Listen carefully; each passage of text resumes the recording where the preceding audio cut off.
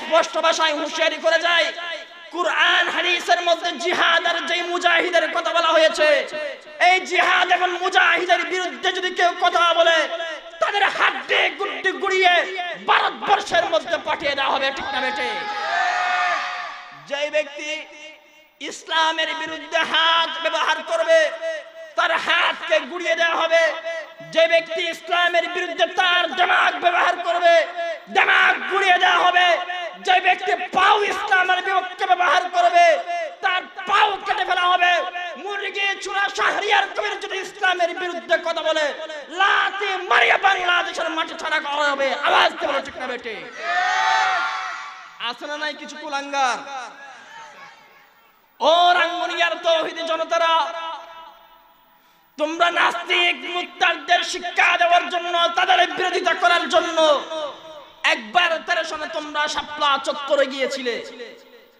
তোমাদের কোন দেশের কোন অন্য কোন দাবি ছিল না, শুধু মাত্র নবীর শান রক্ষা করার দাবি ছিল, আল্লাহর ইজ্জত শান রক্ষা করার দাবি ছিল, কুরআন হাদিসের বাণী পৃথিবীর আনাচে কানাচে পৌঁছে দেওয়ার তোমাদের দাবি ছিল।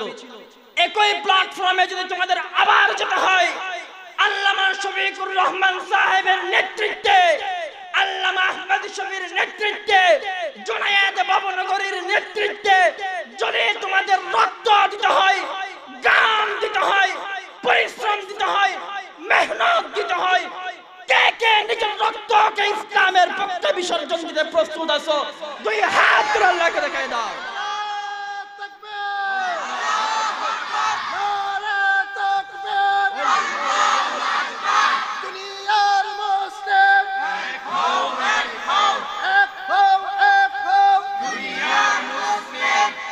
বিসমিল্লাহির রহমানির রহিম।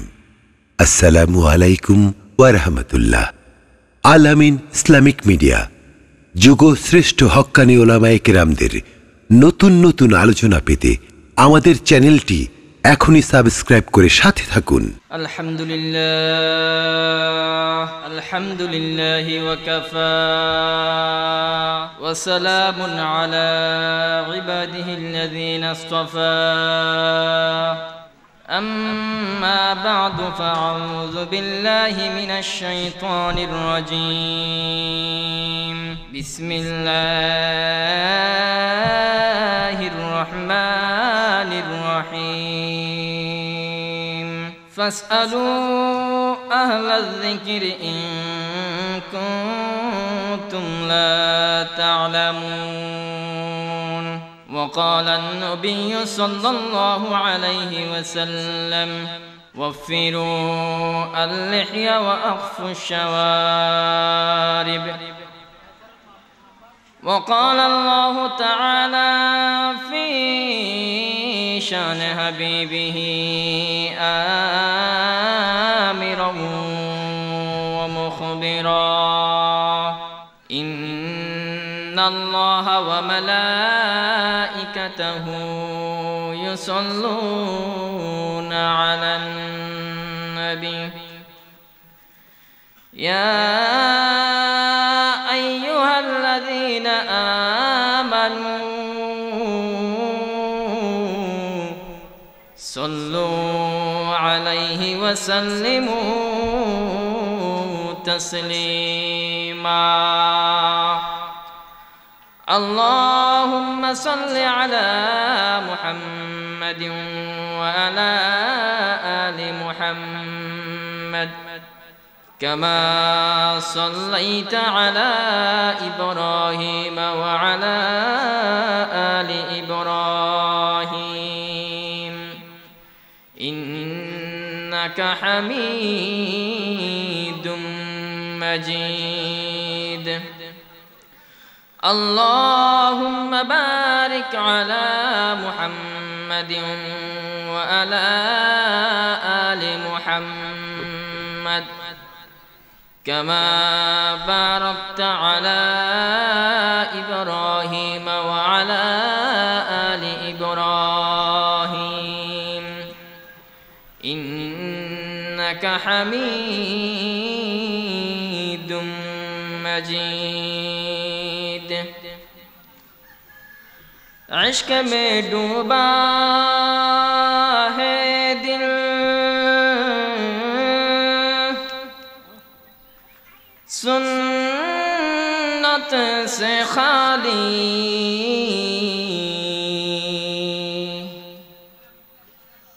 नाम पर मुसलमान हूँ हम, ईमान में कामिल नहीं। बलगल उला बिकमालिही कशफद्दुजा बिजमालिही हसनत जमीअ खिसालिही सल्लु अलैहि व आलिही। तेरे राह पर चला हमको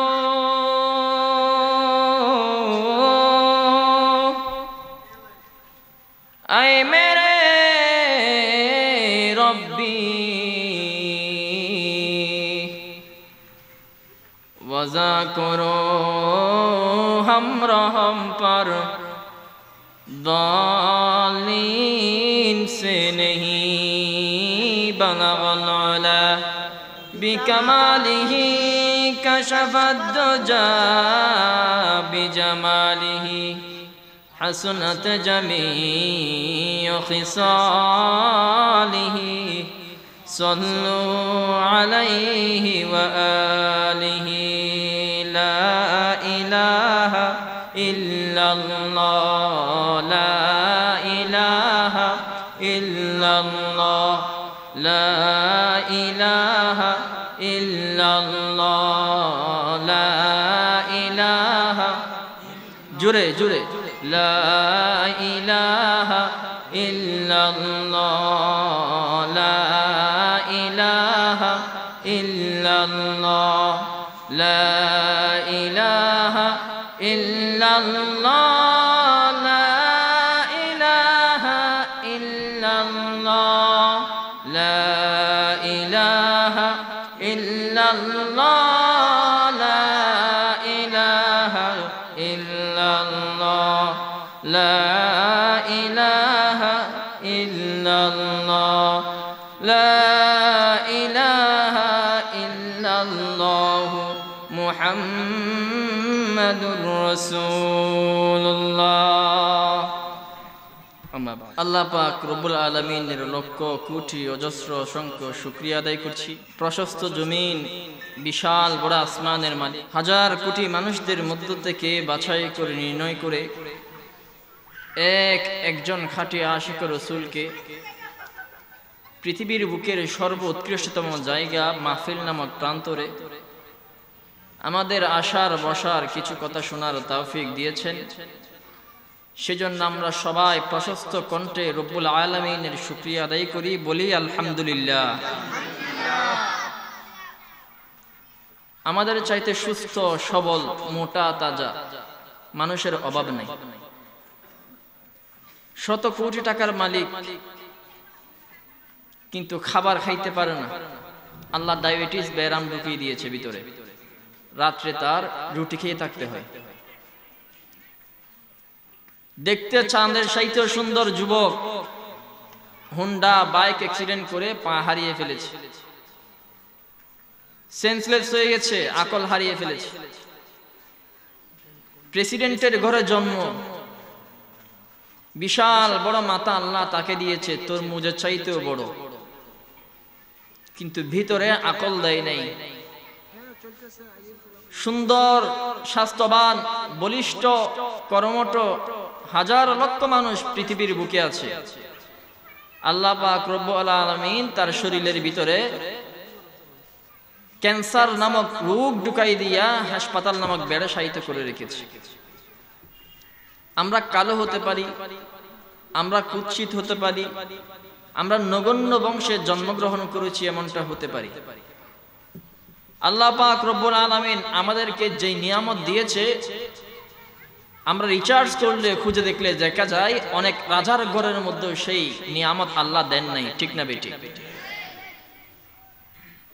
দেখেন আমাদের দুটো কান দিয়েছে, যদিও বা হাতির মতো বড় নয়, কিন্তু সেই কানের মধ্যে শ্রুতি শক্তি দিয়েছে, আমরা কানে শুনতে পাই। অনেকের কান আছে কিন্তু শ্রবণ শক্তি নেই। আল্লাহ আমাদের মুখ দিয়েছে, জিহ্বা দিয়েছে, কথা বলার শক্তি আল্লাহ আমাদের দিয়েছে। অনেক মানুষের মুখ আমাদের চাইতে অনেক বড়, জিহ্বাও অনেক বড়, কিন্তু বাক শক্তি, কথা বলার শক্তি আল্লাহ তাদেরকে দেন নাই। অনেক মানুষকে আল্লাহ পাক রব্বুল আলামিন হাত পাও দিয়ে আবার কেড়ে নিয়ে নিয়েছে, হয়তো অ্যাক্সিডেন্টের মাধ্যমে, না হয় প্যারালাইসিস করার মাধ্যমে। আল্লাহ পাক রব্বুল আলামিন আমাদেরকে চিকন বানিয়েছে, শুকনো বানিয়েছে, হতে পারে, কিন্তু রব্বুল আলামিন আমাদের এই শরীরের মধ্যে ক্যান্সার নামক রোগ ঢুকাইয়া দেন নাই। সেজন্য সবাই আবার প্রশস্ত বক্ষে সেই রব্বুল আলামিনের দরবারে শুকরিয়া আদায় করি, চিৎকার দিয়ে বলেন আলহামদুলিল্লাহ। আমাদের কোনো যোগ্যতা নাই, আমরা যা কিছুই করছি সব কিছু আমার আল্লাহর পক্ষ থেকে বিশেষ ইহসান এবং দয়া, ঠিক না বেটি? আমার টাকা আছে, আমি সবকিছু খাবো, আল্লাহ বলবে পারবি না, ডায়াবেটিস ব্যারাম ঢুকাই দিছে। রিকশাওয়ালা দিনে আনে দিনে খায়, গড়ে ব্যাংকে কোনো টাকা জমা নাই, গোলা বড়া দান নাই, মাঠ বড়া শাকসবজি নাই, 500 টাকা কামাই করে 1000 টাকা খাওয়ার মতো শক্তি আল্লাহ তাকে দান করে দিয়েছে, আলহামদুলিল্লাহ বলেন। আমরা 2টা থেকে 3টা রুটি খাওয়ার সময় চিন্তা করি আর খেতে পারবো না। রিকশাওয়ালা, ঠেলা গাড়িওয়ালা বিসমিল্লাহ ছাড়া 100 রুটি পেটের মধ্যে ঢুকাই ফেলতে পারে, ঠিক না বেটি? 1000 কোটি টাকা তুমি কামাই করে কি লাভ হলো? খাইতে তো পারলা না, ডায়াবেটিস ব্যারামে পড়ে গেছে। 100 টাকা কামাই করে 200 টাকা খাওয়ার অধিকার রাখে, সে প্রশস্ত অন্তরে নিশ্চিন্তে মাথা নিয়ে ঘুমাইতে পারে, আল্লাহ যতটুকু তৌফিক দিয়েছ ততটুকু খাইছি। 1000 কোটি টাকার মালিক, সে টেনশনে ঘুমাইতে পারে না, আল্লাহ 1000 কোটি টাকা দিয়েছো, অন্তত 1 কোটি টাকা খাওয়ার অধিকার দাও নাই তুমি। এজন্য সবাই বলেন আল্লাহর দরবারে যতটুকু আমাদেরকে খাইতে দিয়েছে সেটুকুর উপরেই আমরা সন্তুষ্ট, আওয়াজ দিয়ে বলেন আলহামদুলিল্লাহ। এই যে বৃষ্টি পড়ছে এটাও রহমত, এটার উপর, এটার ভিতর আল্লাহ পাক রব্বুল আলামিনের কোনো হিকমত আছে, কোনো দয়া আছে, কোনো অনুগ্রহ আছে। সব কিছু গজব নয়, কিছু কিছু জিনিস আল্লাহ পাক রব্বুল আলামিনের তরফ থেকে রহমত স্বরূপ দুনিয়ার বুকে আসে। ছোট্ট একটা উদাহরণ, এই বৃষ্টি যদি না পড়ে আমের দাম বাইরে যাবে। আমের দাম কমানোর জন্য এই বৃষ্টিটা বড় ভূমিকা রাখছে। আল্লাহর কোন কাজ কিসে লেগে যায় আমরা বান্দারা চিন্তা করে শেষ করতে পারবো না। এজন্য আল্লাহ বলে তোরা সৃষ্টি, আমি স্রষ্টা। সৃষ্টির মাথা দিয়ে জীবনে কোনোদিন স্রষ্টার চিন্তা তোরা করতে পারবি না। সূর্য একটি সৃষ্টি, আমাদের চোখ দুটো সৃষ্টি। সৃষ্টি চোখ দ্বারা যদি সৃষ্টিকৃত সূর্যের দিকে আমরা তাকাতে না পারি, চোখ বটে আসে, তবে সেই সৃষ্টিকৃত মাথা দ্বারা স্রষ্টার অস্তিত্ব নিয়ে কি করে আমরা চিন্তা করতে পারবো? আল্লাহ আপনি আমাদেরকে যেভাবে যেমন দিয়েছেন তেমনই আমরা শুকরিয়া আদায় করি, বলেন ঠিক না বেটি? আজকে আমার বিষয়বস্তু হলো যুবক, বুড়ো হলো বাদ দিতে হই। যুবকদের হুকুম কি শরীয়তের দৃষ্টিতে? যুবক কাদেরকে বলা হয়? সমাজ ব্যবস্থায় যুবকদের ভূমিকা কি? যুবক সাহাবায়ে কেরামদের ভূমিকা কি? এই সমস্ত ব্যাপারে আলোচনা করতে বলা হয়েছে। যুবক কাকে বলা হয়? যে যৌবনে পদার্পণ করে। আর আমাদের সমাজে যুবক বলা হয় যে প্রেম করে। যে প্রেম করে না তাকে বলা হয় ফুয়ানো, হয়তো মরদ ফুয়ানো, এটা তো কোনো ডার্লিং নাই, ঠিক না বেটি? বাংলাদেশি যুবকের সার্টিফিকেট প্রেম করার মধ্য দিয়ে, নবীওয়ালা তরিকার যুবকের সার্টিফিকেট জিহাদের জজবা অন্তরে পোষণ করার মধ্য দিয়ে, ঠিক না বেটি? যুবক তুমি জাগ্রত হও। একবার তুমি জেগেছিলে, বেশ্যা নারী তাসলিমা নাসরিন বাংলাদেশ থেকে লেজ গুটিয়ে পলায়ন করতে বাধ্য হয়েছিল, ঠিক না বেটি? ও যুবক তুমি একবার জাগ্রত হয়েছিলে, পাকিস্তানের বুকে কাদিয়ানীদেরকে কাফের নামে স্বীকৃতি তোমরা অর্জন করতে পেরেছো, ঠিক না বেটি? ও যুবক তোমরা একবার জাগ্রত হয়েছিলে, উহুদ বদরের মধ্যে তোমরা বিজয় লাভ করে নিয়ে আসছো। ও যুবক তোমরা একবার জাগ্রত হয়েছিলে, শাপলা চত্বরের মধ্যে 25 লক্ষ মানুষের জমায়েত হয়ে গিয়েছিল, চিৎকার দিয়ে বলেন ঠিক না বেটি? যুবক তুমি যদি জাগ্রত হও এলাকা ভালো হয়ে যাবে, তুমি যদি জাগ্রত হও সমাজ ভালো হয়ে যাবে, তুমি যদি জাগ্রত হও তোমার পরিবার ভালো হয়ে যাবে, তুমি যদি জাগ্রত হও তোমার দেশ ভালো হয়ে যাবে। আওয়াজ দিয়ে বলেন ঠিক না বেঠিক? কিছুদিন পূর্বে নিরাপদ সড়ক চাই একটা আন্দোলন হয়েছিল। লেদা লাদা কোন রাস্তার নামে নোয়াতা বাইলে মুখ থেকে এখনো দুধের গন্ধ যায় নাই। ঢাকা শহরের 1 কিলোমিটার পথ পাড়ি দিতে 10 ঘন্টা সময় লেগে যায়। সেই ঢাকা সিটিকে লাগাতার 1 সপ্তাহের জন্য অন্যান্য দেশের হাইওয়ের মতো সুশৃঙ্খল করতে পেরেছে একমাত্র কেবলমাত্র যুবকদের জাগ্রতার কারণে। ঠিক না বেঠিক? ও যুবকেরা, তোমরা একবার জাগ্রত হয়েছিলে, ঢাকার যানজট দূর হয়ে গিয়েছিল। তোমরা যদি আরেকবার জাগ্রত হও, আবুল কালাম বয়ানির মতো আকীদা বিনষ্ট করি, এই সমস্ত কুলাঙ্গাররা সাফ হয়ে এলাকা থেকে মুছে যাবে। ঠিক না বেঠিক? আমাদের সমাজে ফিতনায় ভরে গেছে, যুবকরা নাকে তেল দিয়ে ঘুমাচ্ছে, বুড়ারা তামাশা দেখতেছে। দেখি না সে আর কতটা চুরি করে, যাওয়ার সময় ধরবো আর কি, যাওয়ার সময় ধরবো আর কি, এই বলতে বলতে চুর সমস্ত কিছু নিয়ে উক্ত বুড়ার মাথার উপর তুলে দিল। তারপরেও তার এখনো হেকমতের শেষ হইল না। আর যুবকদের কাজ হলো এরা চিন্তা করে পরে কাজ করে আগে। যুবকদের উচিত কোরআন হাদিসের সমন্বয়ে সমাজ ব্যবস্থা এবং মেরামত করা। কোরআন হাদিসকে সামনে রেখে যদি কোনো যুবক ইসলামী সংস্কৃতিকে মেরামত করার জন্য যদি ময়দানে নেমে যায়, কসম করে বলবো মুরগি চূড়া শাহরিয়ার কবিরের মতো মানুষ বাংলার বুকে বেশি দিন থাকতে পারবে না। যুবক তুমি জাগ্রত হও, আগে তুমি নিজেকে নিজে শুধরাও। কি করে শুধরাবা নিজেকে নিজে? কোরআন হাদিসের ইলম অর্জন করো, কোরআন সুন্নাহর আলোকে নিজের জীবন গঠন করো, নববী সুন্নাহ নববী ফুল নিজের শরীরে ধারণ করো। যে যুবকের মাথায় টুপি নাই, মাথায় টুপি লাগাও। যে যুবকের পরনে জুব্বা নাই, পরনে জুব্বা লাগাও। যে যুবকের পকেটে মিসওয়াক নাই, মিসওয়াক পকেটে নাও। যে যুবকের হাতে তাসবিহ নাই, হাতে তাসবিহ নাও। যে যুবকের আমলে ডিলাকুলুব নাই, ডিলাকুলুব ধরো। যেই যুবকের মুখের মধ্যে নববী ফুল দাড়ি নাই, তার মুখের মধ্যে দাড়ি রাখো। দেখবা তোমার দাড়ির খুশবুর কারণে তোমার পুরো ঘরটাই, তোমার এলাকাটাই জান্নাতের বাগিচা হয়ে যাবে। ঠিক না বেঠিক? আমি এখানে আতর লাগালাম, আমার ডান পাশের বাম পাশের সমস্ত মানুষ সে আতরের ঘ্রাণ পাবে, এটাই স্বাভাবিক। এখানে একটা গোলাপ ফুল রাখলাম, এ পাশে একটা ডাস্টবিন রাখলাম। গোলাপ ফুলের ঘ্রাণের কারণে ডাস্টবিনের গন্ধটা কেটে যাবে, আমার নাকে আর আসবে না। গোলাপ ফুল যেখানে থাকবে 10 হাত স্কোয়ার করে চতুর্পাশে খুশবু ভু ভু করবে। আতর যে ব্যক্তি লাগাবে তার চতুর্পাশের মানুষ খুশবু পেয়ে যাবে। যে ব্যক্তি নববী সুন্নাত মাথায় টুপি ধরবে, মাথায় পাগড়ি লাগাবে, পরনে জুব্বা লাগাবে, ঠিক তেমনি ভাবে এই জিনিসগুলো সুঘ্রাণের কারণে আশপাশের সমস্ত অধীনস্থ মহিলারা পুরুষেরা নববী সুন্নাত অধিকারী হয়ে যাবে। ঠিক না বেঠিক? যুবক তুমি রাত 3টার সময় ঘুম থেকে জাগ্রত হও, কনকনে ঠান্ডা পানি দ্বারা উযু করো, 2 রাকাত তাহাজ্জুদের নামাজের জন্য আল্লাহর সামনে দাঁড়াও। 2 হাত প্রশস্ত করে দাও রব্বুল আলামিনের দরবারে। 2 চোখের পানি তুমি জোর করে ছেড়ে দাও। কান্নাকাটি করে নিজের মায়ের জন্য দোয়া করো, পিতার জন্য দোয়া করো, নিজের ভাইয়ের জন্য দোয়া করো, নিজের বোনের জন্য দোয়া করো।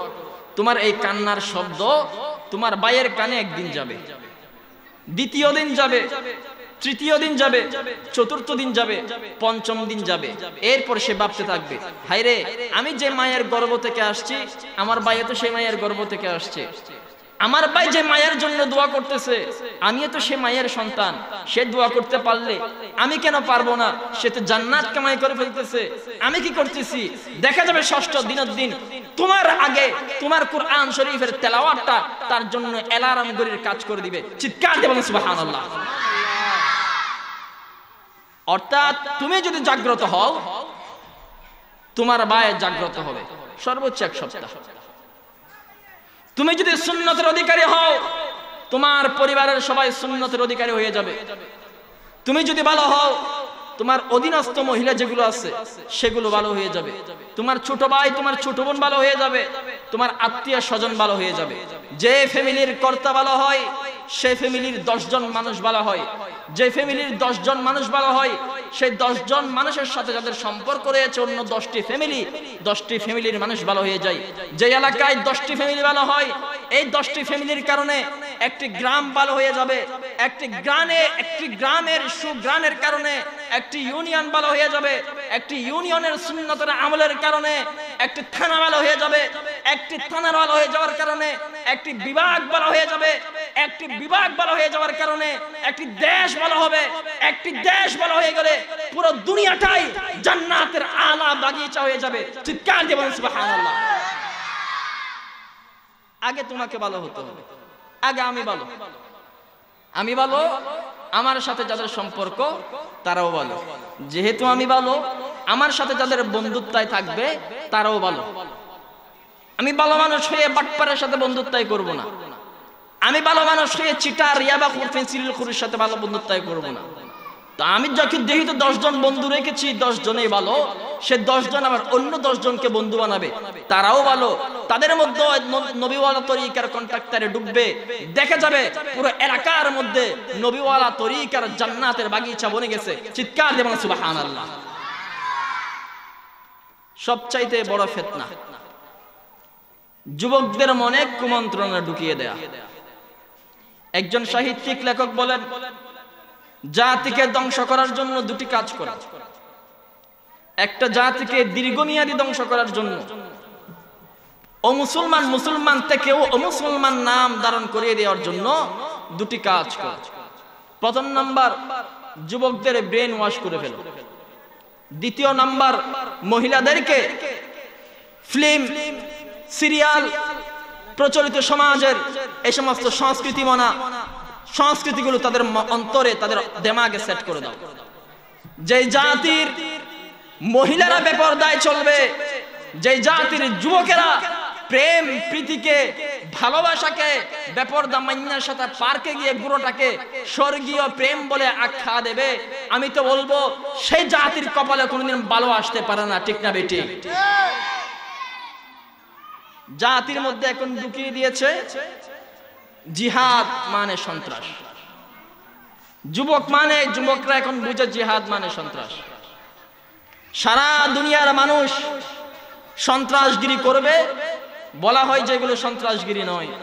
আর একজন যুবক যখন ইসলামের জন্য কাজ করতে শাপলা চত্বরে যায়, তখন তাদেরকে হেফাজতি আর জঙ্গি বলে আখ্যা দেওয়া হয়। ঠিক না বেটি? দেখেন, আমাকে যদি কেউ বলে যোদ্ধা, আমি যদি আপনাকে বলি যোদ্ধা, আপনার রাগ হবে না, আমাকে পুলিশের দৌড়েও নেবে না। যদি আমি আপনাকে মুজাহিদ বলি তাহলে খারাপ লাগবে। অথচ মুজাহিদ শব্দটার বাংলায় হলো যোদ্ধা। একজন যোদ্ধা। মুজাহিদ শব্দের প্রতি অ্যালার্জি কারা ঢুকালো? যুবকদের মাথায় এই সমস্ত প্রোগ্রামিং কারা সেট করলো? খুঁজে বের করো। আমি যদি বলি বাংলাদেশের মানুষেরা পাকিস্তানিদের বিরুদ্ধে জিহাদ করেছে, কিছু কিছু কুলাঙ্গারের অ্যালার্জি শুরু হয়ে যাবে। আর আমি যখন বলবো বাংলাদেশের যুবকেরা মুক্তিযুদ্ধ করছে, তখন তাদের অ্যালার্জি নিচে চলে যায়। আসলে এরা কখনো যুদ্ধের বিরোধিতা করে নাই, এরা কুরআন হাদিসের পরিভাষায় ব্যবহৃত জিহাদ এবং মুজাহিদের বিরোধিতা করে। ঠিক না বেটি?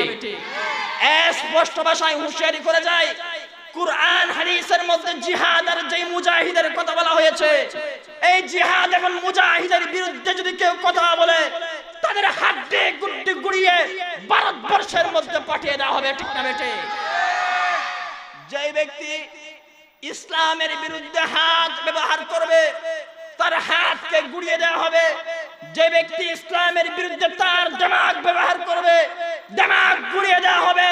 যে ব্যক্তি পাও ইসলামের বিপক্ষে ব্যবহার করবে, তার পাও কেটে ফেলা হবে। মুরগি চূড়া শাহরিয়ার কবির যদি ইসলামের বিরুদ্ধে কথা বলে, লাথি মারিয়া বাংলাদেশের মাটি ছাড়া করা হবে। আওয়াজ দিয়ে বলো, ঠিক না বেটি? আছে না নাই কিছু কুলাঙ্গার? ও রাঙ্গুনিয়ার তৌহিদি জনতারা, তোমরা নাস্তিক মুক্তারদের শিক্ষা দেওয়ার জন্য, তাদের বিরোধিতা করার জন্য একবার 13 সনে তোমরা শাপলা চত্বরে গিয়েছিলে। তোমাদের কোন দেশের কোন অন্য কোন দাবি ছিল না, শুধু মাত্র নবীর শান রক্ষা করার দাবি ছিল, আল্লাহর ইজ্জত শান রক্ষা করার দাবি ছিল, কুরআন হাদিসের বাণী পৃথিবীর আনাচে কানাচে পৌঁছে দেওয়ার তোমাদের দাবি ছিল। একই প্ল্যাটফর্মে যদি তোমাদের আবার যেতে হয়, আল্লামা শফিকুর রহমান সাহেবের নেতৃত্বে, আল্লামা আহমদ শফির নেতৃত্বে, জুনায়েদ বাবনগরীর নেতৃত্বে যদি তোমাদের রক্ত দিতে হয়, গান দিতে হয়, পরিশ্রম দিতে হয়, মেহনত দিতে হয়, কে কে নিজের রক্তকে ইসলামের পক্ষে বিসর্জন দিতে প্রস্তুত আছো? দুই হাত তুলে আল্লাহকে দেখায় দাও।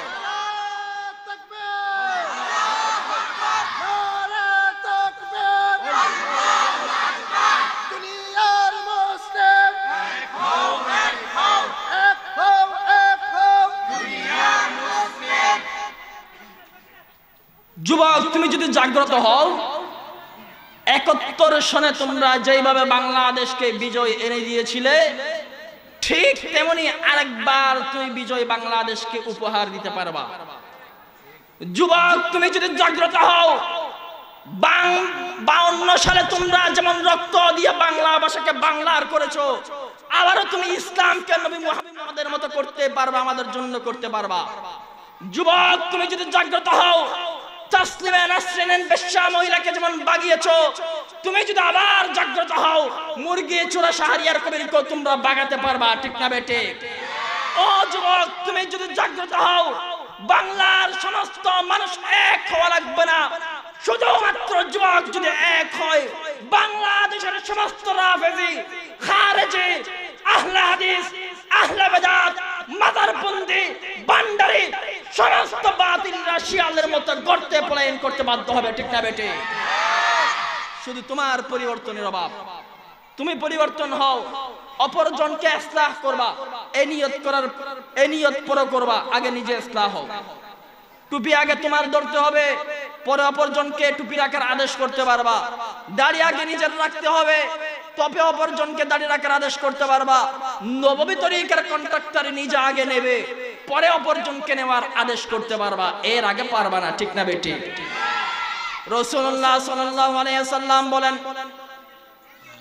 আমাকে দুনিয়ার বুকে যে সমস্ত মানুষেরা সহায়তা করেছে, ইসলাম ধর্মকে মক্কা নগরীর মধ্যে বিজয় লাভ করার জন্য যারা সহায়তা করেছে, মদিনার আনাচে কানাচে ইসলাম ধর্মের মানি পৌঁছে দেওয়ার জন্য যারা সহায়তা করেছে, তাদের উল্লেখযোগ্য একটা বড় প্ল্যাটফর্মের নাম হলো যুবক। বুড়ারা আমাকে মক্কা থেকে তাড়িয়ে মদিনার মধ্যে পাঠিয়ে দিয়েছে। একমাত্র কেবলমাত্র হযরত ওমরের মতো যুবকেরা ইসলাম ধর্মকে মক্কা নগরীর মাটি থেকে আজকে বাংলাদেশের মাটি পর্যন্ত আনতে সহায়তা করেছে। বলেন না সুবহানাল্লাহ। শুধুমাত্র যুবকের ভূমিকা। যুবক, তুমি যদি জাগ্রত হও, তুমি যদি ইসলাহ হয়ে যাও, আল্লাহ পাক রব্বুল আলামিনের দরবারে তোমার কবুলিয়তের মর্যাদা এমন পর্যন্ত চলে যাবে, দুনিয়ার একজন বুড়া মানুষ যদি 10টা দোয়া করে আল্লাহ পাক রব্বুল আলামিন সেই দোয়া করতে যতটা সময় নেবে, তুমি যুবক হয়ে যদি আল্লাহর দরবারে দুটো হাত প্রশস্ত করে দোয়া করো, আমার আল্লাহ তোমার সেই দোয়া কুদরতি ডান হাতে কবুল করে নিতে কোনো সময় নেবেন না। বলেন না সুবহানাল্লাহ। তবে তোমার আগে নবী সুন্নাহর অধিকারী হইতে হবে। যার মুখে দাড়ি নাই, যুবক মুখে দাড়ি ধরো। যার মাথায় টুপি নাই, যুবক তুমি টুপি ধরো। যার পরনে জুব্বা নাই, যুবক তুমি জুব্বা ধরো। যার হাতে মিসওয়াক নাই, যুবক তুমি মিসওয়াক ধরো। যার হাতে তাসবিহ নাই, ডিলা কুলুব নাই, তুমি তাসবিহ ডিলা কুলুব হাতে নাও। সারা দুনিয়া তোমাকে জঙ্গি বলবে, ইসলামিক স্টেটস আইএস বলবে, আনসারুল্লাহ বাংলা টিম বলবে। সারা দুনিয়া যদি তোমার বিরুদ্ধেও যায়, কিয়ামতের ময়দানে রাসূলুল্লাহ সাল্লাল্লাহু আলাইহি ওয়াসাল্লাম তোমাকে আপন বলিয়া বুকে টেনে নেবেন। বলেন না সুবহানাল্লাহ। এই যুবকরা এখন শুধরাচ্ছে না, জিহাদের ময়দানে হযরত ওমরের মতো যাচ্ছে না, এই জন্য সিরিয়ার বুকে আজকে মুসলমানরা নির্যাতিত হচ্ছে, ঠিক না বেটে? ও যুবক, শুধুমাত্র কেবলমাত্র তুমি জাগ্রত হও, তুমি ময়দানে নেমে যাও, দেখবা বার্মার মুসলমানরা স্বাধীনতা পেয়ে গেছে, কাশ্মীরের মুসলমানরা স্বাধীনতা পেয়ে গেছে, আফগানের মুসলমানরা স্বাধীনতা পেয়ে গেছে, ইরাকের মুসলমানরা স্বাধীনতা পেয়ে গেছে, সোমালিয়ার মুসলমানরা স্বাধীনতা পেয়ে গেছে। তুমি যদি জাগ্রত হও, লাল কুত্তা শিয়ালের ভাই আমেরিকার দালালরা মুসলমানদের মাটি ছাড়তে বাধ্য হয়ে গেছে, ঠিক না বেটে? তুমি আগে নববী সুন্নাত ধরো। সাহাবায়ে কেরামরা এক জায়গায় গেলেন, জিহাদের ময়দানের মধ্যে কাফেরদের সাথে পেরে উঠতেছিলেন না। রাসূলুল্লাহ সাল্লাল্লাহু আলাইহি ওয়াসাল্লামের কোন সুন্নতের হয়তো পরিপন্থী কাজ হচ্ছে, হয়তো কোন সুন্নত তারা হারিয়ে ফেলেছে। সমস্ত সাহাবী একত্রিত হয়ে খেজুরের ডাল দিয়ে মিসওয়াক করা শুরু করে দিল। এক মিসওয়াক করার ঠেলায় সমস্ত কাফেররা ময়দান থেকে ফেদে ফেদে বাধ্য হয়েছে। বলেন না সুবহানাল্লাহ। যুবক, তোমার দ্বারা কাজ হবে যদি তুমি আগে নববী সুন্নাত ধরো। বলো হুজুর, মুখে দাড়ি রাখি না, বউ পাবো না, সেজন্য এর জন্য না হয় দাড়িটা রাখতাম, নবী সুন্নাতটা ধরতাম। তুমি কেমন বেড়া? তুমি তো বেড়ি মার্কা বেড়া, ঠিক না বেটি? তুমি তো বেড়ি মার্কা বেড়া। তোমার বলতে হবে, যেই মহিলা, যেই মেয়ে আমার নববী সুন্নাত নবীওয়ালা দাড়িকে পছন্দ করে না, আমার 14 গোষ্ঠীও যদি তাকে পছন্দ করে, তা সে যদি হয় রাজরানী, রাজকন্যাও যদি হয়, আমি তাকে কোনদিন পছন্দ করতে পারি না, ঠিক না বেটি? নববী সুন্নাতের প্রতি যদি কোনো মহিলার বিদ্বেষ থাকে, যদি কোনো পুরুষের বিদ্বেষ থাকে নববী সুন্নাতের প্রতি, ফতোয়া শামির স্পষ্ট ইবারত হলো ফাকাদ কাফারা ইজমান ফালা শাক্কা ফি, উক্ত ব্যক্তি সর্বসম্মতিক্রমে কাফের হয়ে যাবে, এই ব্যাপারে কোনো সন্দেহ নাই।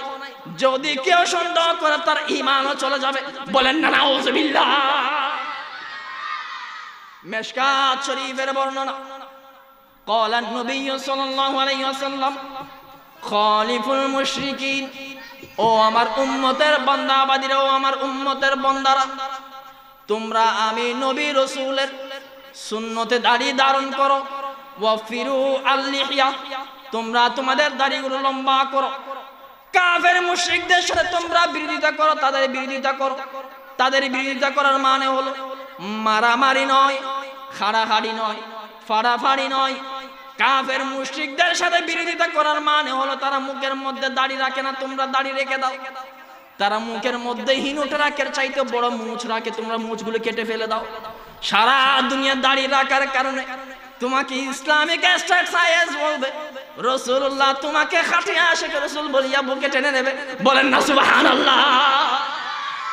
দাড়ি তোমার রাখতে হবে। ও দাড়ি ফেলে দিদি যুবক হওয়ার জন্য, জোয়ান জোয়ান লাইবেল নাই। দাড়ি কেটে ফেললে যদি কেউ যুবক হয়, দাঁত তো মাতুল দিবা, যে ফেলাই দে লেদা হয়ে যেতে পারবি, ঠিক না বেটি? তুমি একটা মেয়ের সন্তুষ্টির জন্য যদি দাড়ি কেটে ফেলে দাও, একটা মেয়েকে রাজি করার জন্য যদি তুমি দাড়ি কেটে ফেলে দিতে পারো, সারা দুনিয়ার মুহাব্বতের মানুষ নবী মুহাম্মদের জন্য সেই দাড়ি কেন লম্বা করতে পারবা না? ও পর্দার অন্তরালের মা বোনেরা, দাড়িওয়ালা ছেলে দেখে তোমার এতটা ঘৃণা হয়, অথচ দাড়িওয়ালা ইউসুফ নবীর জন্য মিশরের সুন্দরী রমণীগুলো হাত কেটে 2 টুকরা করে ফেলেছিল।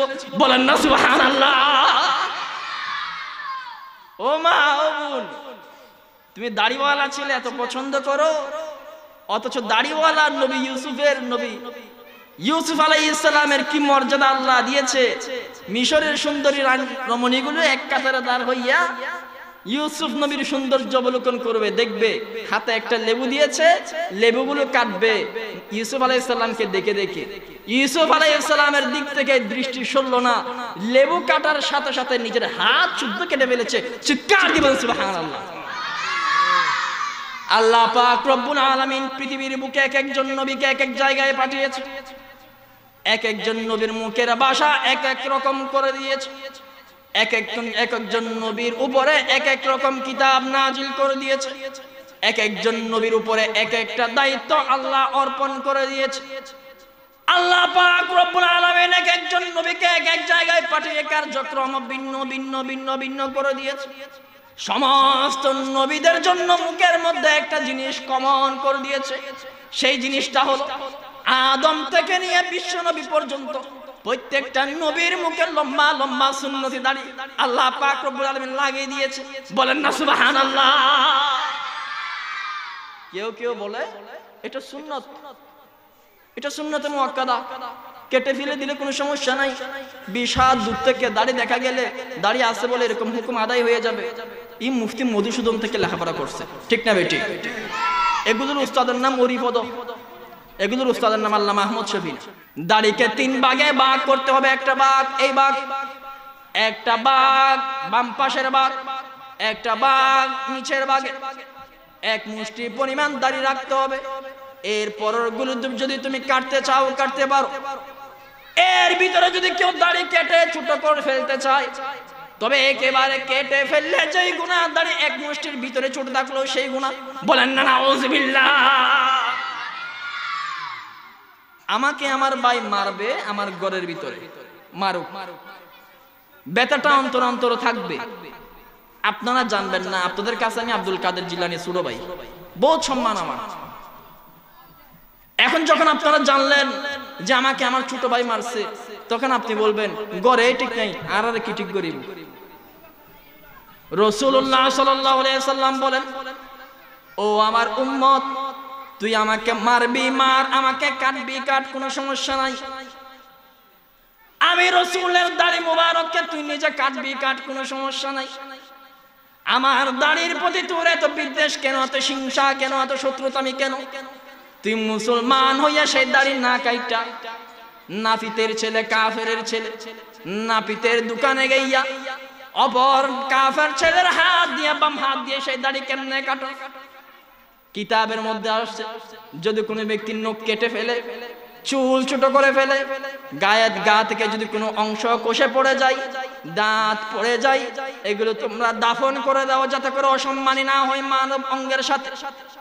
যদি কোনো মানুষের মুখ থেকে যদি একটা দাড়ি ছোটা পড়ে যায়, তবে মাটি খুলিয়া উক্ত মাটির মধ্যে সেই দাড়িটা তুমি দাফন করে দাও, যাতে করে অন্য কোনো মানুষের পায়ে যাতে না পড়ে। এখন আমি আপনি নাপিতের দোকানে গিয়া দাড়িগুলো দাফন করবো তো বহুত দূর কি বাত। একজন হিন্দু ছেলের মাধ্যমে সে দাড়িগুলো কাটি, এমন একটি ডাস্টবিনের মধ্যে সেই দাড়িগুলো আমি ফেলে আসি, যে ডাস্টবিনের মধ্যে অপর ব্রাহ্মণ মানুষের বুগুলের নিচের পশম আগে থেকে ছিল। চিৎকার দিয়ে বলেন না নাউযুবিল্লাহ। নবীর সুন্নতের প্রতি এত বিদ্বেষ, এত বিদ্বেষ। আমার মুখে দাড়ি নাই, কিয়ামতের ময়দানে উপস্থিত হয়ে গেলাম, ইয়া রাসূলুল্লাহ, ইয়া হাবিবাল্লাহ, আমি আপনার তরিকার কন্ট্রাক্টর। দুনিয়ার বুকে বিরিয়ানি খাইছি, জিলেবি খাইছি, সিন্নি খাইছি, উরুস নিয়ে মারামারি করছি, সালাতুন নিয়ে ঠেলাঠেলি করছি। ইয়া রাসূলুল্লাহ, ইয়া হাবিবাল্লাহ, ওয়াহাবি দাজ্জাল কুকুর বলি আমরা বহুত সমাবেশ করেছি, মুসলমানদের মাহফিলের মধ্যে আমরা বাধা প্রদান করেছি, তাবলীগ ওয়ালাদেরকে গাট্টিওয়ালা বলেছি, আল্লামা আহমদ শফিকে ফরেস্টের গাছ চোরা বলেছি, আজিজুল হক আল মাদানীকে বাতাসি পোলা বলছি। ইয়া রাসূলুল্লাহ, ইয়া হাবিবাল্লাহ, আজকের এই দিনে আমার আমলনামার মধ্যে কিছু গুনার কারণে আমি জাহান্নামে চলে যাচ্ছি। ও বিশ্ব নবী, আল্লাহর দরবারে গিয়ে আপনি আমার আমলনামাটি জমা দিন, অনুগ্রহপূর্বক আমার জন্য আপনার তরফ থেকে একটু সুপারিশ করে দিন।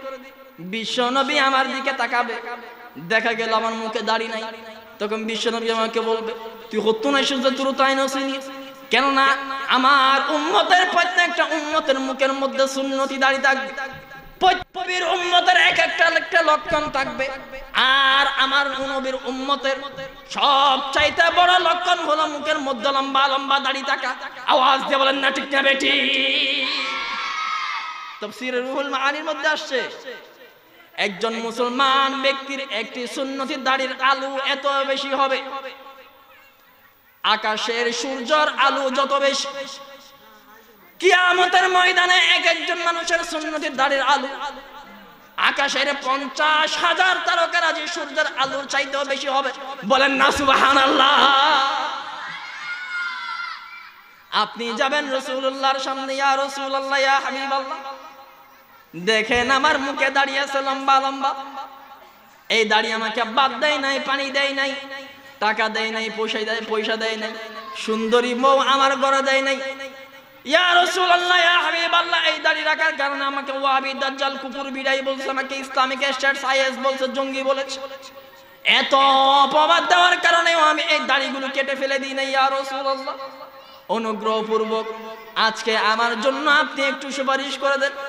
বিশ্ব নবী আপনার হাত ধরিয়া আল্লাহর সামনে গিয়ে দাঁড়াবে। ও আল্লাহ, এই বান্দার গুনাহ কয়টি আছে দেখবেন না, এই বান্দা আমল কয়টি করছে দেখবেন না, আমল নামার আমলের বাড়ি কতটা হয়েছে দেখবেন না। শুধুমাত্র কেবলমাত্র দাড়ির কারণে আমি রাসূলুল্লাহর পক্ষ থেকে আপনি সুপারিশ গ্রহণ করিয়ে তাকে বেলায়েত জান্নাত দান করে দেন। বলেন না আমিন। বিশ্ব নবীর এই সুপারিশ কবুল হবে কি হবে না? আওয়াজ দিবেন, হবেন কি হবে না? দাড়ির কারণে ও যুবক, তুমি দাড়িওয়ালা হও, তোমার ছোট ভাই দাড়িওয়ালা হবে, তোমার এলাকা, তোমার ঘর পরিভাষায় পরিশুদ্ধ হয়ে যাবে। তুমি যদি সুন্নতে নববীর তরিকার কন্ট্রাক্টরি হও, সারা দুনিয়ার মানুষের কথা বাদ দাও, অন্তত তোমার ঘরটা জান্নাতের টুকরায় রূপান্তরিত হবে। আওয়াজ দিয়ে বলেন না ঠিক না বেটি? যুবকদের দ্বিতীয় নম্বর শূন্যতা এলম। এক নম্বর শূন্যতা হলো আমল। আমলের মধ্যে বড় একটি হলো এই প্রেম আর দাড়ি। প্রেমকে তারা জায়েজ মনে করে, যেটা হারাম। দাড়িকে তারা কাটাটা জায়েজ মনে করে, যেটা হারাম। ইমানদার মুসলমানদের যুবক ভাইয়েরা যারা আছেন, তারা যদি দুইটা জিনিস ধরতে পারেন, নবীওয়ালা তরিকার ইলম যদি ধরতে পারেন, নবীওয়ালা তরিকার দাড়ি যদি ধরতে পারেন, কাল কিয়ামতের ময়দানে হাজার হাজার মানুষদের মধ্য থেকে আপনার মর্যাদা আল্লাহ বাড়িয়ে দেবেন। বলেন না সুবহানাল্লাহ। ইলম অর্জন করতে হবে। আগে যদি আমি ইলম অর্জন না করি, তাহলে সমাজ ব্যবস্থায় ফুল ফুটাবে কি করে? কি করে আমি সমাজ মেরামত করব যদি আগে মেরামতগিরি না শিখি? আগে আমার ইঞ্জিনিয়ারগিরি শিখতে হবে, পরে বিল্ডিং বানাতে হবে। যদি বিল্ডিং ইঞ্জিনিয়ারগিরি না শিখে বিল্ডিং বানাই, তাহলে ওই বিল্ডিং এর ঢুকা দেরি, দাফন হয়ে যেতে আর দেরি হবে না, সবটা আমার মাথার উপরে পড়বে। ঠিক না বেটি? আগে ইঞ্জিনিয়ারগিরি শিখো, তবে তুমি ইঞ্জিনিয়ার হও। আগে তুমি প্লেন চালানো শিখো, তবে তুমি পাইলট হও। আগে তুমি মেডিকেল সায়েন্স পড়ো, তুমি ডাক্তার হও। আগে তুমি ডক্টরিগিরি পড়ো, তবে তুমি ডক্টর হবে। আগে তুমি ইলম অর্জন করো, পরে তুমি আলেম হতে পারবে, সমাজের মেরামতকারী হইতে পারবে। ইলম কাকে বলা হয়? কিতাবের নাম সুল্লামুল উলুম। ওই কিতাবের একটি হাসিয়া আছে, কিতাবের নাম হলো জিয়াউন নুজুম। সেই কিতাবের মধ্যে ইলমের 18টি তারিফ উক্ত কিতাবের মধ্যে আনা হয়েছে। যদি কেউ ইলম অর্জন করতে চায়, তবে সে যাতে ইলমের তারিফ গুলো আগে জেনে নেয়। হুসুল সূরাতিশ শাইফিল আকল, আসূরাতুল হাসিলা মিনাশ শাইইন দালাকল, সিফাতুন বাসীরাতুন যাতে ইজাফা, ইত্তিহাদ বাইনাল আকলি ওয়াল মাকুল, ইত্তিহাদ বাইনাল ইলমি ওয়াল মালুম, সিফাতুন ইয়াতাজাল্লা বিহাল মাযকুর লিমান কামাত হিয়া বিহি, নূরুন ইউযাফু বিহি ফি কলবিল আবদি লিয়ানকাশিফাল মালুমাত। ইলম শিখার জন্য ইলম খারাপ হয় না, আগে বানাম পড়ে। এখন ইলম শিখে এলে কেউ স্কুলে যায়, কেউ ভার্সিটিতে যায়, কেউ কলেজে যায়, আর কেউ মাদ্রাসায় যায়। ইঞ্জিনিয়ার হয়েছে, ডাক্তার হয়েছে, ডক্টর হয়েছে, এখনো নালার পাশে এসে প্যান্টের সেন্টুলিয়া অস্ত্র বাইর করে প্রস্রাব করে। ঠিক না বেটি? তো তোমার ইলম তো তুমি নিজের ফায়দা করলো না। এটা কিরকম ইলম? ইলম বলা হয় এমন একটা জিনিস, যে জিনিসটি আল্লাহ পাক রব্বুল আলামিন বান্দার কলবের মধ্যে ঢেলে দেয়, অন্তরের মধ্যে ঢেলে দেয়। যে জিনিসটা বান্দা পাওয়ার পর থেকে কাফের মুশরিকদের মতো নালার পাশে দাঁড়িয়ে প্রস্রাব করা বন্ধ করবেন, নবীওয়ালা তরিকায় বসে প্রস্রাব করবে। তুমি মাস্টার্স ডিগ্রি অর্জন করলা, দাঁড়িয়ে প্রস্রাব করতে শুরু করে দিলা। তুমি মাস্টার্স ডিগ্রি অর্জন করলা, মহিলাদেরকে ইফটিজিং করতে শুরু করে দিলা। তুমি মাস্টার্স ডিগ্রি অর্জন করলা, গাঞ্জা খাইলা, ইয়াবা খাইলা, পেন্সিল খাইলা। আল্লাহর কসম করে বলি, তোমার শিক্ষা তোমার কোনো উপকার করা নাই। নুরানির শিশু বাচ্চা ক্লাস 3 পর্যন্ত পাঠ করার পরে যেদিন থেকে সেই মাদ্রাসায় ঢুকেছে, সেদিন থেকেই তার নালার পাশে দাঁড়িয়ে প্রস্রাব করা বন্ধ হয়ে গেছে। বলেন না ঠিক না বেটি? এলম বলা হয় যেই জিনিসটা ভিতরে ঢুকার পরে নিজেকে আগে সুসজ্জিত করবে, সুন্দর করে ফুটাবে, কিছু জিনিস বেঁচে গেলে সেটা অপরের কাছে বিতরণ করে দিবে, সেটাই হচ্ছে এলম। এখন আমি মাস্টার্স ডিগ্রি অর্জন করে আসছি, কিন্তু মা বাবাকে বৃদ্ধাশ্রমে রেখে আসছি। মাস্টার্স ডিগ্রি আমি অর্জন করছি, দাঁড়িয়ে প্রস্রাব করি। মাস্টার্স ডিগ্রি অর্জন করছি, আবুল বিড়ি, সিগারেট, ফেন্সিডিল, ইয়াবা সবটা পাইকারি দরে খাইতেছি। মাস্টার্স ডিগ্রি অর্জন করছি, প্রেম প্রীতি, প্রেম ভালোবাসা আর বেপরদা মাইয়ার সাথে পার্কে গিয়ে ঘোরাঘুরিটা জায়েজ মনে করতেছি।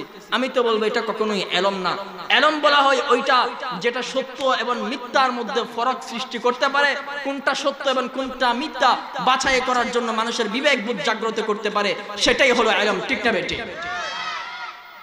ও যুবক, তোমার ভিতরে যদি এলম ঢুকে, সমাজের মানুষগুলো, অজ্ঞ মানুষগুলোকে তুমি নূরান্বিত করতে পারবে, আলোকিত করতে পারবে।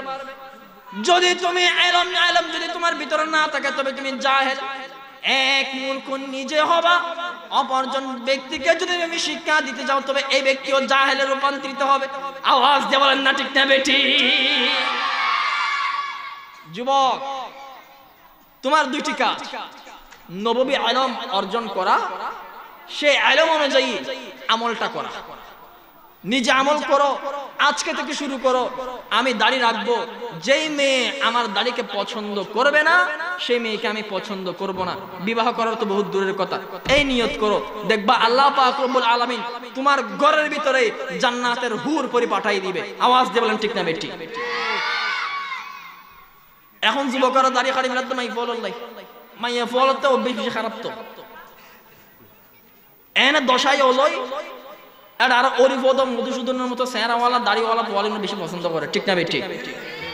এত বিয়ের পরে দূর আব্বার জন্য বেজে তুমি বিবাহ করার সময় খুঁজবা মধুসূদন, আর বিবাহের পরে তুমি আচরণ খুঁজবা আব্দুল কাদের জিলানীর মতো। কখনোই আশা করা যাইতে পারে না। ঠিক না বেটি? নবীওয়ালা তরিকার কন্ট্রাক্টরওয়ালা মানুষ খুঁজো। যে ব্যক্তি নবীওয়ালা তরিকার সুন্নতের উপর অনুগ্রহ করে, ইহসান করে, সেই ব্যক্তি অপরের মেয়ে করে এনেও সেই মেয়ের প্রতি ইহসান করতে পারে। যে ব্যক্তি নিজের উপরে নিজে জুলুম করে, সেই ব্যক্তি তোমাকে বিসমিল্লাহ সারা বিলেট দিয়ে জবাই করে দিবে। আওয়াজ দিয়ে বলেন না ঠিক না বেটি? যে ব্যক্তি নিজের দাড়িগুলো কেটে ফেলে, তোর গলাও হারিব, সেটা তোমার গলাও কাটবে। বলে যুগের যুবকদের বেশি অভ্যাস খারাপ, এরা 500 বইরা তুয়াই, 1000 বইরা তুয়াই। তো তুমি এরকম যুবককে বিবাহ করতেছো কেন? দাড়িওয়ালা যুবককে বিবাহ করো, দেখবা খুরমা সিঁড়িয়া তারপরে বই নিয়ে আসবে। ঠিক না বেটি? আরো বলে যে আমাদের মুরগি দিতে হবে কুরো দিলে আসবো না। তার মানে বোঝা গেল যে সমস্ত যুবকেরা মহিলাদের মেয়েদের বাড়িতে গিয়ে কুরো খুঁজে, মুরগি খুঁজে, এগুলো সবটা মুয়াফে কুরো বেশ খাই। ঠিক না বেটি? এগুলো মুয়াফ, এগুলো যুবক না। ও যুবক, তুমি নবীওয়ালা তরিকার কন্ট্রাক্টরি হাতে নাও, টুপি মাথায় নাও, যৌতুকবিহীন বিবাহ করো, নবীওয়ালা তরিকার দাড়ি মুখে লাগাও, নবীওয়ালা টুপি মাথায় লাগাও, নবীওয়ালা ধর্মের বাণী এলাকায় বিতরণ করো। তোমার আলোয় আলোকিত হয়ে যাবে হাজার হাজার যুবক সমাজ।